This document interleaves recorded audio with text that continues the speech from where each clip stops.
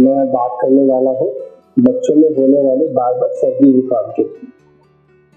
अभी मौसम भी चेंज हो रहा है, ठंड की तरफ भी हम जा रहे हैं, तो ये काफी कॉमन प्रॉब्लम आने वाली है, जो कि हर बच्चे में देखने को मिलती है कि हर 15 दिन में 10 दिन में कुछ बच्चे तो ऐसे होते हैं कि सर्दी, खांसी, म्यूकस के साथ प्रेजेंट करते हैं। उनके साथ साथ फीवर हो भी सकता है, फीवर नहीं भी हो सकता है। तो हम कैसे पता लगाएं कि ये कॉमन जुकाम है या फिर सीरियस वाला है, क्योंकि हर घर में एंटी एलर्जी तो रहती है, हम सब लोग एंटी एलर्जी भी देते हैं। पर कब हमें अपने पीडियाट्रिशियन को दिखाना है या ईएनटी को दिखाना है, कि हम कैसे डिसाइड करें? तो सबसे पहले ये समझना है कि जुकाम का ड्यूरेशन कितना है।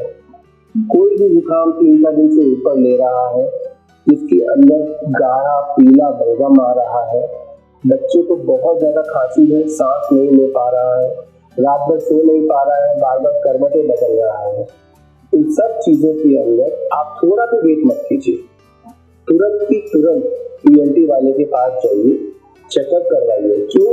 क्योंकि कभी कभी हम डेंजरस साइंस को मिस कर सकते हैं।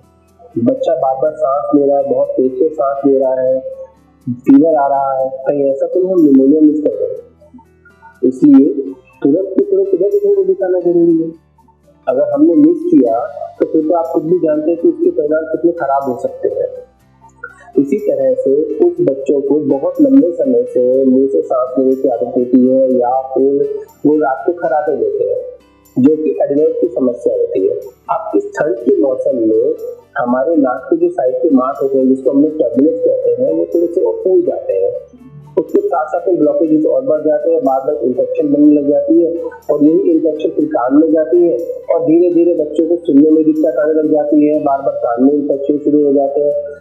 माँ पिताजी को लगता रहता है कि बच्चा ठीक से परफॉर्म नहीं कर रहा है। पेरेंट्स जाते हैं स्कूल में, मदर्स को बोल देती है टीचर्स की आपका बच्चा ठीक से पढ़ाई नहीं करता है, हमारी बातें सुनता नहीं है, जो फॉनिक्स हम सिखाते हैं उनको डिफरेंशिएट नहीं कर पाता है।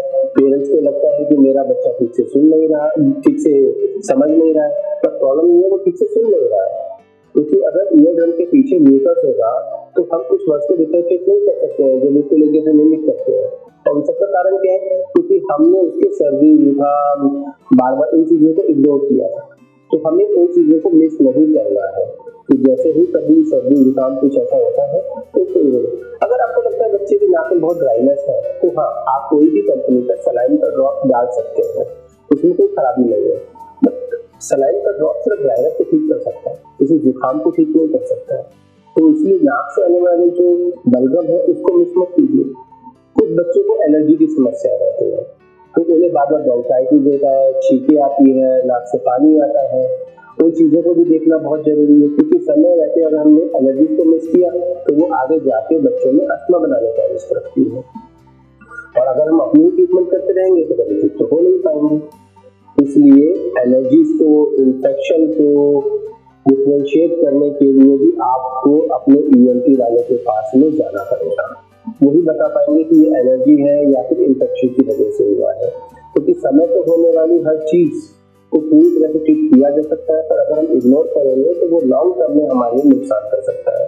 इसलिए मेरी सबसे यही एक रिक्वेस्ट है, अगर बच्चे को बार बार सर्दी जुकाम हो रहा है या सर्दी जुकाम बहुत लंबे समय से चले जा रहा है, गाढ़ा पीला बलगम आ रहा है जो कि ठीक नहीं हो रहा है, बच्चा रात भर सो नहीं पा रहा है, बार बार करवटें बदलता रहता है, या आपको लगता है कि आपका बच्चा बहुत एक्टिव नहीं है, तो अपने ईएनटी वाले के पास में जरूर दिखाने के लिए जाए। Thank you.